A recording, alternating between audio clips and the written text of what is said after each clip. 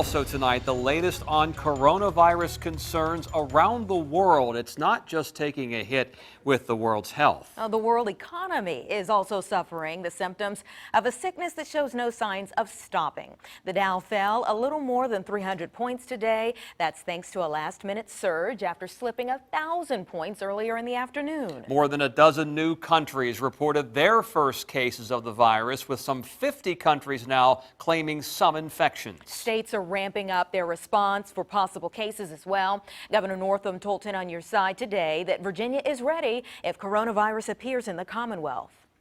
As a doctor, we say an ounce of prevention is worth a pound of cure, and we're doing everything that we can. Multiple agencies are involved to be prepared for whatever happens. Needless to say, a lot of preparations are underway just in case coronavirus makes its way here. One local school may be ahead of the curve, thanks in part to the flu, which is still very much an issue. 10 on Your Side's Geena Arevalo has more on what they have on hand to keep things from going viral. Geena. Yeah, Tom and Anita, Christ the King Catholic School in Norfolk just added an electrostatic sprayer to their line of defense against germs. The school says it's taking proactive steps to keep students safe. The fight against germs in schools is year-round, but even more so this time of year. I emphasize to my housekeepers to make sure they sanitize everything. You know, the handles, the bathrooms, the water fountains mainly. Christ the King just invested in an electrostatic sprayer to make sure no nook or cranny goes untouched. The chemical solution comes out of the device with positively charged ion droplets.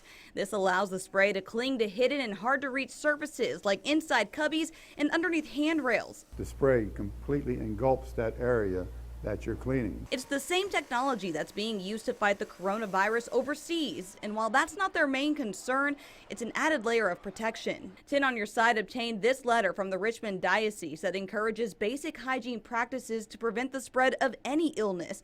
One of the guidelines includes keeping disinfectant wipes in all classrooms, something the school is already doing. If you've ever worked in a school, kids come to school with lots of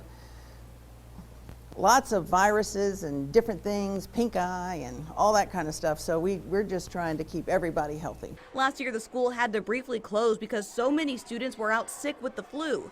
Principal Kim Callahan says staff is doing everything they can to make sure that doesn't happen again.